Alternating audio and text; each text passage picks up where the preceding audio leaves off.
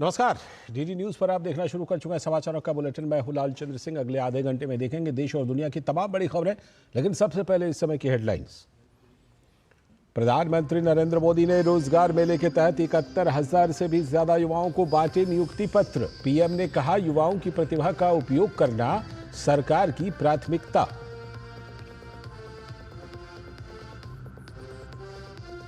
दिल्ली में विधानसभा चुनाव को लेकर घमासान तेज। भाजपा ने आम आदमी पार्टी के खिलाफ जारी किया आरोप पत्र। बिजली, पानी, स्वास्थ्य, यमुना की सफाई और भ्रष्टाचार जैसे मूलभूत मुद्दों पर राज्य सरकार को घेरा।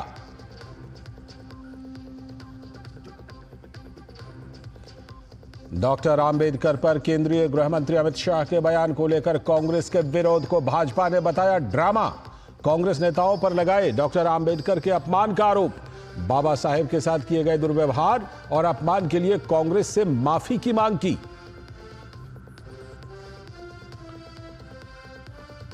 प्रयागराज में महाकुंभ की तैयारियों की समीक्षा के बाद सीएम योगी आदित्यनाथ का सख्त निर्देश। 7 दिनों में सभी कार्य पूरे करने के लिए दिए निर्देश।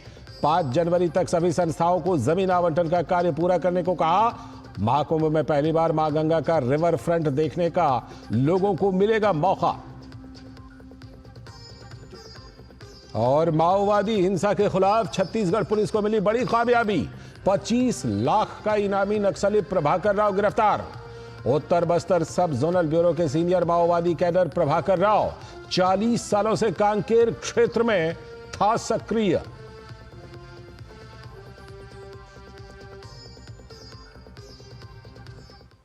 हेडलाइन के बाद अब खबरें देखते हैं विस्तार से। सबसे पहले सबसे बड़ी खबर। प्रधानमंत्री नरेंद्र मोदी ने रोजगार मेला के तहत 71,000 युवाओं को नियुक्ति पत्र प्रदान किए। ये नियुक्तियां सरकार के विभिन्न मंत्रालयों और विभागों में की गई हैं। पीएम इस कार्यक्रम में वर्चुअल माध्यम से जुड़े। पीएम ने बटन दबाकर ये नियुक्ति पत्र जारी किए। सरकारी नौकरियों में चयनित लोग 45 स्थानों से इस कार्यक्रम का हिस्सा बने।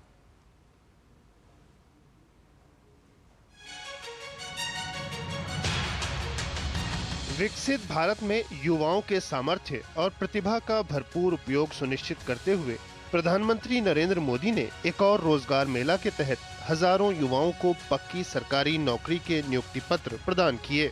45 स्थानों से जुड़े 71,000 नवनियुक्त युवाओं को पीएम ने नियुक्ति पत्र जारी किए। ये नियुक्तियां विभिन्न मंत्रालयों और विभागों में की गई हैं। युवा सशक्तिकरण को अपनी सरकार की प्राथमिकता बताते हुए पीएम ने नियुक्तियों में पारदर्शिता और ईमानदारी का जिक्र किया। बीते 1-1.5 साल में ही लगभग 10 लाख युवाओं को हमारी सरकार ने पक्की सरकारी नौकरी दी है। ये अपने आप में बहुत बड़ा रिकॉर्ड है।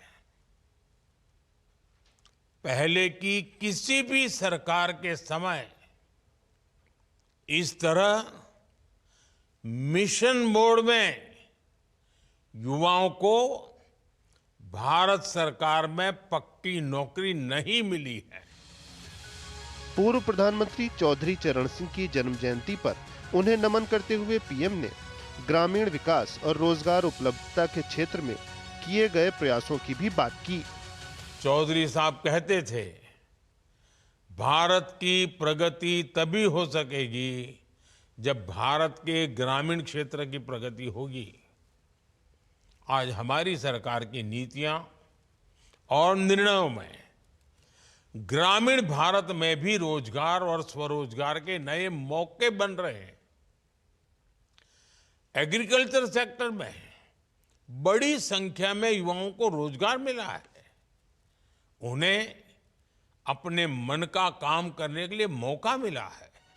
71,000 ताजा नियुक्तियों में लगभग 50,000 अर्धसैनिक बलों में हुई हैं, जिनमें लगभग 5,000 महिलाएं हैं। पीएम ने सभी क्षेत्रों में महिलाओं की बड़े पैमाने पर भागीदारी को सरकार की प्राथमिकता का हिस्सा बताया। गर्भवती महिलाओं को 26 हफ्ते ही छुट्टी के हमारे फैसले ने लाखों बेटियों के कैरियर को बचाया है। उनके सपनों को टूटने से रोका है। हमारी सरकार ने हर उस बाधा को दूर करने का प्रयास किया है जो महिलाओं को आगे बढ़ने से रोकती है।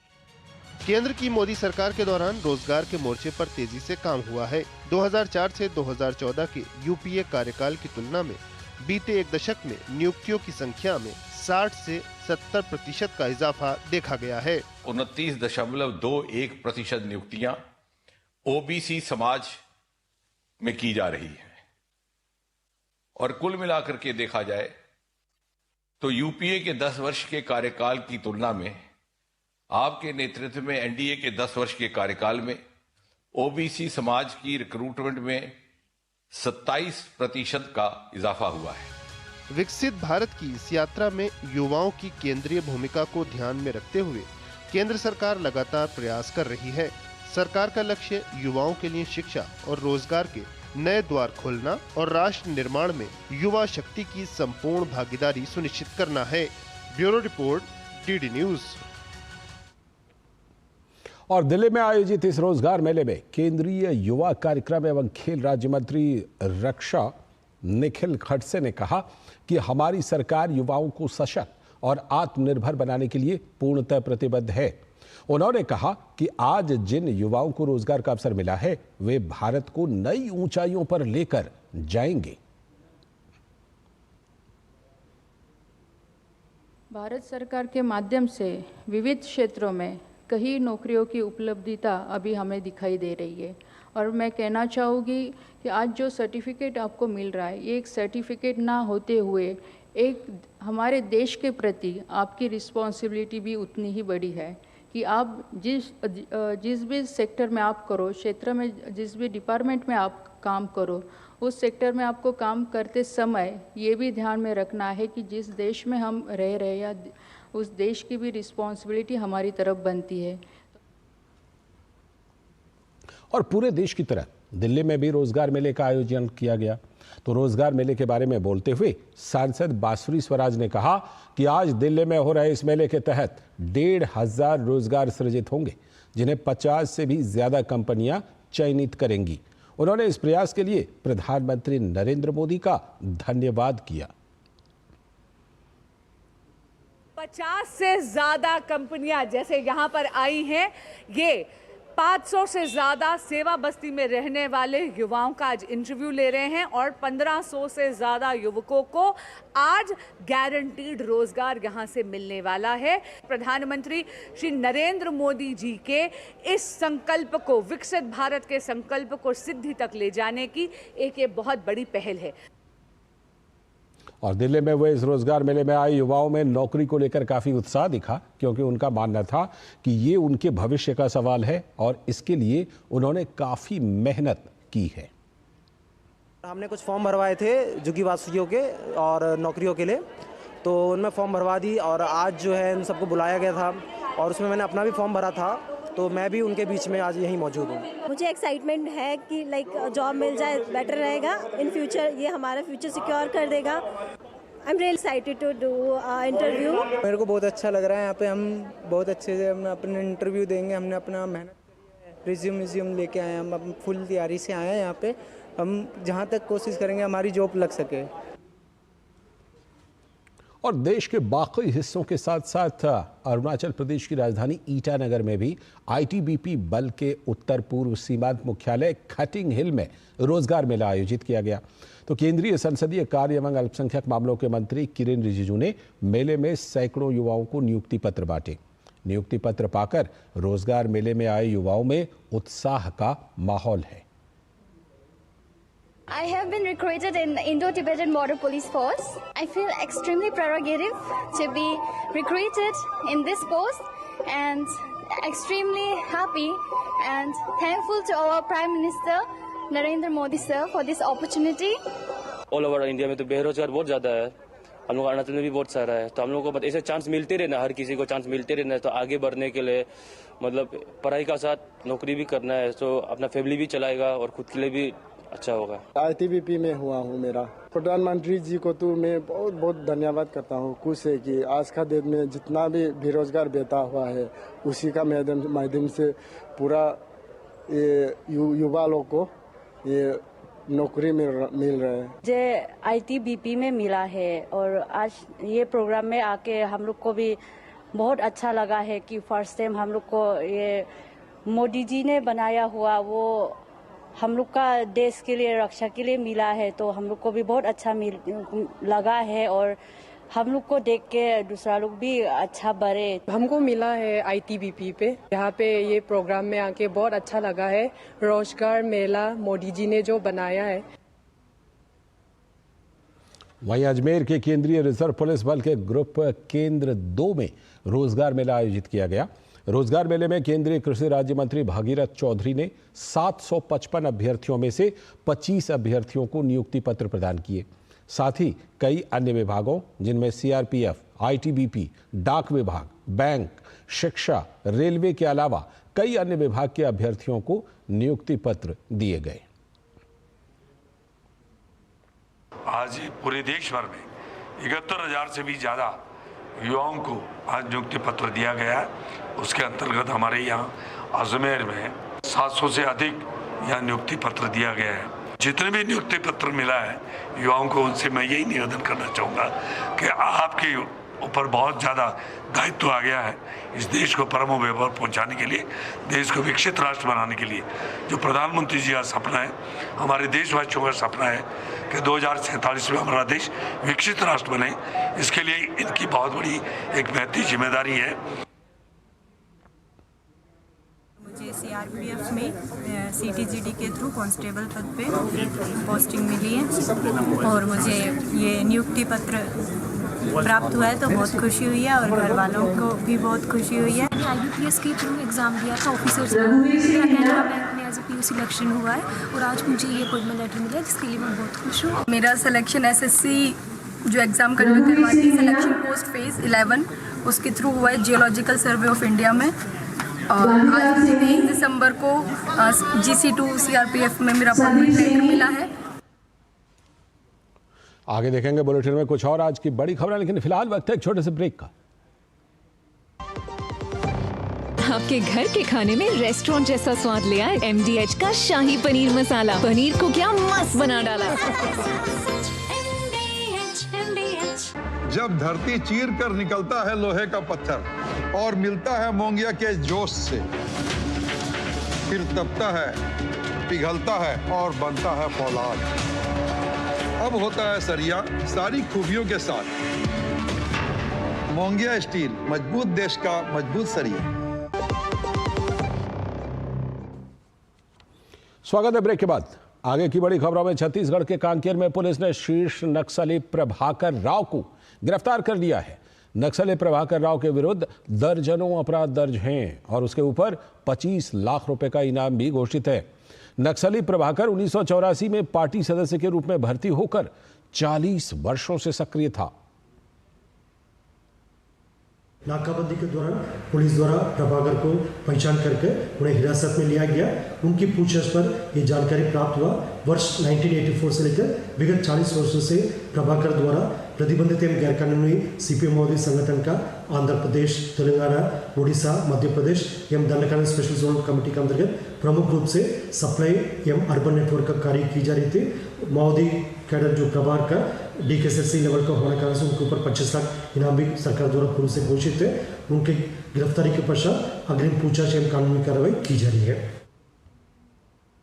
अगली खबर नई दिल्ली में आयोजित वर्धमान महावीर मेडिकल कॉलेज और सफदरजंग अस्पताल के 6ठे वार्षिक दीक्षांत समारोह को राष्ट्रपति द्रौपदी मुर्मू ने संबोधित किया। इस मौके पर केंद्रीय स्वास्थ्य मंत्री JP नड्डा भी उपस्थित रहे। कार्यक्रम को संबोधित करते हुए राष्ट्रपति द्रौपदी मुर्मू ने कहा कि चिकित्सा में टेक्नोलॉजी का उपयोग हो रहा है। चिकित्सा के क्षेत्र में AI का प्रयोग क्रांतिकारी बदलाव ला रहा है। मेडिकल के क्षेत्र में टेक्नोलॉजी के बढ़ते उपयोग ने मेडिकल और इंजीनियरिंग संस्थानों के बीच सहयोग को अत्यंत महत्वपूर्ण बना दिया गया है। Artificial intelligence, mRNA technology, robotics, 3D bioprinting में हो रहे प्रयोग चिकित्सा के क्षेत्र में बहुत बड़े परिवर्तन लाने वाला है और इनमें इंजीनियरिंग और टेक्नोलॉजी की अहम भूमिका है। अंगदान को बढ़ावा देने के लिए इस अस्पताल परिवार में ही national organ and tissue transplant organisation की स्थापित की गई है। वहीं इस कार्यक्रम को संबोधित करते हुए केंद्रीय स्वास्थ्य मंत्री जेपी नड्डा ने कहा कि स्वास्थ्य सेवा को नए दौर की नई चुनौतियों के लिए तैयार होना होगा। तेजी से बदलते हुए चिकित्सा क्षेत्र में हमें यह समझने की आवश्यकता है कि स्वास्थ्य सेवा प्रोफेशनल्स को अब नए दौर और नई चुनौतियों के साथ तैयार होना चाहिए। मेडिकल प्रोफेशन में अब केवल रोगियों का इलाज करना पर्याप्त नहीं है। आज के डॉक्टरों को तकनीकी प्रगति, उभरती बीमारियों और बदलती ज़रूरतों के अनुरूप कार्य करना होगा।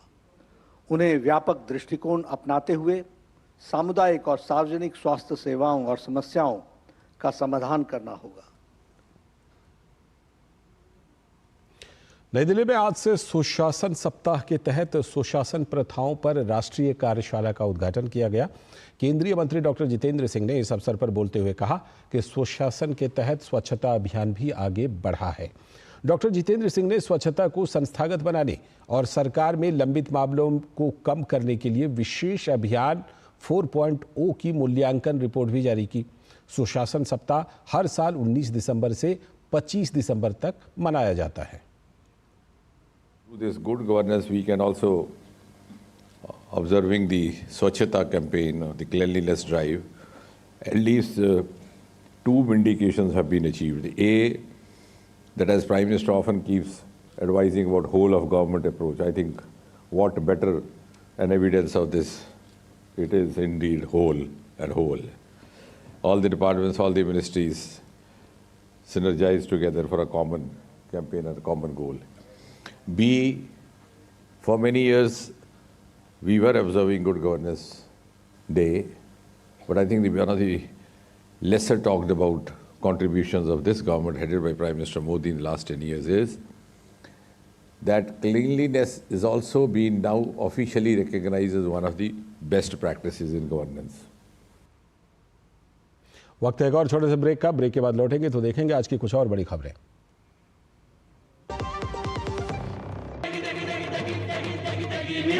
MDH की देगी मिर्च का तड़का, अंग अंग फड़का। MDH की देगी मिर्च। मेरी पसंद, मेरी पसंद, मेरी पसंद, मेरी पसंद, हमारी पसंद, हम सबकी पसंद। मजबूत देश का मजबूत सरिया हो गया स्टील। स्वागत है ब्रेक के बाद। केंद्रीय मंत्री अर्जुन राम मेघवाल ने राजस्थान के चुरू में हो रहे सुशासन सप्ताह के अंतर्गत आयोजित कार्यशाला में हिस्सा लिया। इस मौके पर अर्जुन राम मेघवाल ने कहा कि इस कार्यशाला में 2047 तक चुरू को विकसित करने का अच्छा प्लान बनाया गया है। ये जो नरेंद्र मोदी जी देश को विकसित भारत बनाना चाहते हैं 2047, तो उसके लिए कोई प्लान तो होना ही चाहिए, कोई विजन तो होना ही चाहिए। तो चूरू के जिला कलेक्टर महोदय ने एक विजन दिया है कि चूरू को भी हम विकसित चूरू कैसे बनाएं 2047 तक।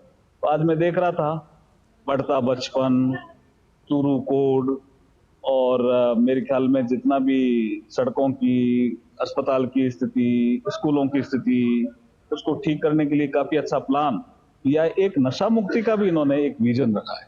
वो भी एक मुझे लगता है कि अच्छा एक प्रयास है, जिससे समाज के जो नागरिक हैं वो संस्कारित होंगे। शैक्षणिक नगरी के रूप में पहचाने जाने वाले कोटा को पर्यटन के क्षेत्र में भी बढ़ावा देने के उद्देश्य से कोटा महोत्सव का आयोजन किया जा रहा है। 3 दिवसीय कोटा महोत्सव की लोकसभा अध्यक्ष ओम बिरला ने इस महोत्सव का उद्घाटन किया। पेश है इस पर एक रिपोर्ट।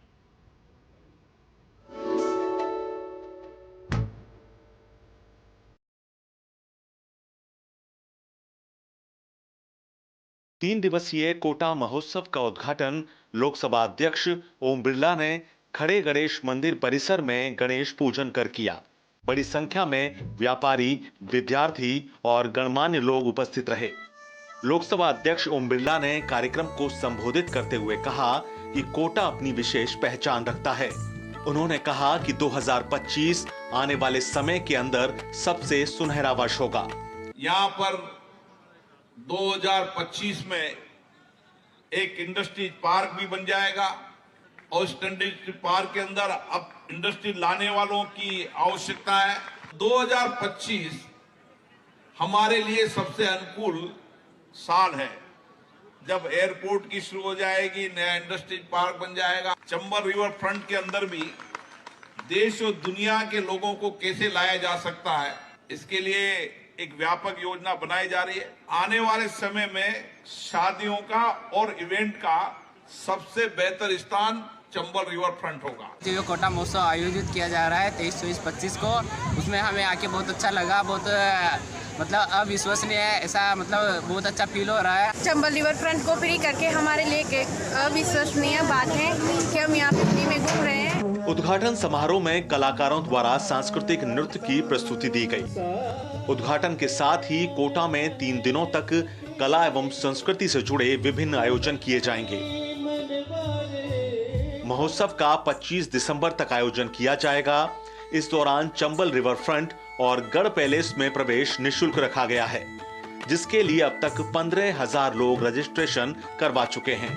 चंबल रिवर फ्रंट में घूमने आए विद्यार्थी से लेकर आमजन बेहद ही उत्साहित नजर आए। पूरे राष्ट्र को हम लोग, राष्ट्र के मैं तो कहूँगा संपूर्ण विश्व के लोगों को हम परिचित कराना चाहते हैं और सभी को आमंत्रित करते हैं कि एक बार जरूर यहाँ पधारें और यहाँ की धरोहरों से अपना परिचय। चंबल के किनारे ये वाला प्रोग्राम हो रहा है, जहाँ पे बहुत ही लार्ज स्केल पे बहुत सारी यूनिवर्सिटीज आई हैं, कुछ एकेडमिक काउंसलर्स हैं जो बच्चों को अलग अलग चीजें बताएंगे। इसके साथ साथ में बहुत सारी फूड स्टॉल्स और ये सारी चीजें लगी हुई हैं। लोकसभा अध्यक्ष ओम बिरला की पहल पर आयोजित हो रहे इस कार्यक्रम से कोटा को पर्यटन के क्षेत्र में नई पहचान मिलने में मदद मिल सकेगी। इस कार्यक्रम को लेकर जिला प्रशासन भी मुस्तैदी से जुटा हुआ है। शहर में जाम की स्थिति ना बने, इसको लेकर यातायात और पार्किंग व्यवस्था में बदलाव किया गया है। साथ ही शहर में सुरक्षा की दृष्टि से भी अतिरिक्त पुलिस बल तैनात किया गया है। ब्यूरो रिपोर्ट, दूरदर्शन समाचार, जयपुर। आगे देखेंगे कुछ और खबरें। फिलहाल वक्त है एक और छोटे से ब्रेक का। जब धरती चीर कर निकलता है लोहे का पत्थर और मिलता है मोंगिया के जोश से, फिर तपता है, पिघलता है और बनता है फौलाद। अब होता है सरिया सारी खूबियों के साथ। मोंगिया स्टील, मजबूत देश का मजबूत सरिया। स्वागत है ब्रेक के बाद। हिमाचल की राजधानी शिमला समेत प्रदेश में बर्फबारी से पर्यटकों के चेहरे खिल गए। इसके साथ ही पर्यटन कारोबार से जुड़े कारोबारियों, किसानों और बागवानों का इंतजार भी खत्म हो गया।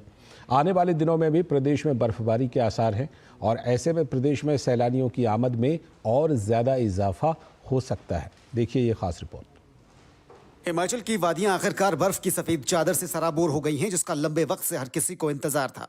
शिमला के रिज मैदान पर खुशी में झूमते ये पर्यटक जिस बर्फबारी की उम्मीद में शिमला आए थे, वो उम्मीद आखिरकार पूरी हो गई है और इसी के साथ हिमाचल का पर्यटन कारोबार भी अब बुलंदियों पर जाने के लिए तैयार है। मौसम विभाग की तरफ से शिमला में 23 और 24 दिसंबर को बर्फबारी की उम्मीद जताई गई थी और इसी उम्मीद में सैलानी शिमला पहुंचने भी लगे थे। शिमला के रिज मैदान की इन तस्वीरों को देखते हुए पर्यटकों की ये उम्मीद पूरी होती अब नजर आ रही है। शिमला आके तो अपना मजा आ गया, बिल्कुल एक नंबर। जैसे आज तक पहली बार आया मैं शिमला और पहली बारी में ही स्नोफॉल मिला और मन कर रहा है कि मैं यहीं से मतलब यहीं घर के रख लूं। स्नोफॉल देखने नहीं आया, उम्मीद नहीं था। मैं कल तक 3 दिन से रुका हूँ, स्नोफॉल होगी नहीं हुआ। फिर आज मैं सोचा आज 12 बजे की मतलब 2 बजे की रेल है। शिमला के प्रसिद्ध रिज मैदान और मॉल रोड पर बर्फ के सफेद फाहे गिर रहे हैं। बाहरी राज्यों से उमड़े पर्यटक बर्फबारी का लुत्फ उठा रहे हैं। इसके अलावा शिमला से सटे पर्यटन स्थल कुफरी और नारकंडा में भी हल्की बर्फबारी हुई है। ये बर्फबारी पर्यटकों, किसानों और बागवानों के लिए किसी सौगात से कम नहीं है। मौसम विभाग ने प्रदेश के मैदानी और मध्यम ऊंचाई वाले इलाकों में 3 दिन यानी 24 से 26 दिसंबर तक शीतलहर का ऑरेंज अलर्ट जारी किया है। इस दौरान मंडी और बिलासपुर जिलों के मैदानी स्थानों पर घने कोहरे का भी येलो अलर्ट रहेगा। मौसम विज्ञान केंद्र शिमला की रिपोर्ट के मुताबिक आज और कल प्रदेश में बारिश और बर्फबारी का पूर्वानुमान है। देखिए, आज ये अभी प्रेजेंट में जो हमारा पश्चिमी विक्षोभ है उसका असर मुख्य रूप से तो आज हमें देखने को मिलेगा। कल इसका असर जो है खत्म हो जाएगा, सिर्फ लाहौल स्पीति और किन्नौर जिलों को छोड़ के, जहाँ पे कल भी हमें हल्की बर्फबारी देखने को मिलेगी। 25 तारीख और 26 तारीख को हिमाचल प्रदेश में लाहौल स्पीति को छोड़ के बाकी अन्य जिलों में बारिश होने की संभावना लगभग ना के बराबर है। उधर शिमला में आने वाले दिनों में भी बर्फबारी का एक और दौर आने को तैयार है। विभाग के मुताबिक 27 से 29 दिसंबर तक प्रदेश में दोबारा से बारिश और बर्फबारी हो सकती है, जिससे पर्यटक कारोबार के पीक पर पहुंचने के आसार जताए जा रहे हैं। लंबे समय से जिस व्हाइट क्रिसमस का और व्हाइट न्यू ईयर का लोगों को इंतजार था, वो अब पूरा होता यहाँ पर नजर आ रहा है। 25 दिसंबर से ठीक पहले जिस तरह से बर्फबारी शिमला में हुई है, खासतौर से जो सैलानी है, जो पर्यटक है बाहरी राज्यों से आने वाले, उनकी उम्मीदें पूरी हुई है और बर्फबारी की वजह से यहाँ पर जो टूरिस्ट हैं, जो पर्यटक है, जो सैलानी है, वो इसका लुत्फ लेते हुए यहाँ पर नजर आ सकते हैं। शिमला से कैमरा पर्सन ऋषिपाल के साथ धर्मप्रकाश, डीडी न्यूज।